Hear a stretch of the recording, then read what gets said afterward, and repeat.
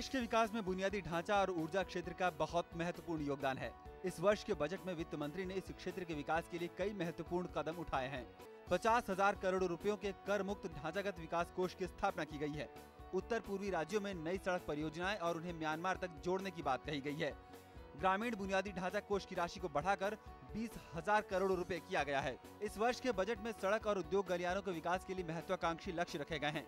इनमें से प्रमुख हैं गुजरात, मध्य प्रदेश, महाराष्ट्र, राजस्थान और उत्तर प्रदेश में 3,000 किलोमीटर की नई सड़क परियोजनाएं, 7 नए शहरों के निर्माण को अंतिम रूप दिया जाना, गुजरात के ढेलेरा और महाराष्ट्र के शेरेंद्रा बिदकिन में स्मार्ट औद्योगिक नगरों के विकास की परियोजना पर कार्य प्रारंभ करना, चेन्नई बेंगलुरु औद्योगिक गलियारे का विकास, बेंगलुरु मुंबई औद्योगिक गलियारा परियोजना पर कार्य जारी। बंदरगाह देश की अर्थव्यवस्था की रीढ़ कहे जाते हैं क्योंकि ये अंतर्राष्ट्रीय व्यापार के द्वार होते हैं।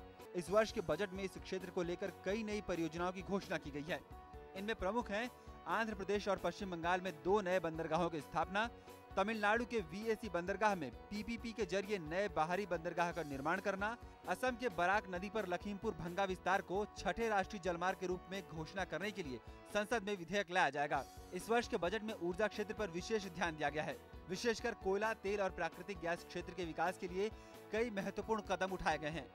इनमें प्रमुख हैं श्रीनगर से लेह तक ट्रांसमिशन लाइन डालने के लिए 1,840 करोड़ रुपयों का प्रावधान, दाभोल महाराष्ट्र में 5 MMTPA क्षमता का LNG टर्मिनल का कार्य इस वर्ष पूरा होगा।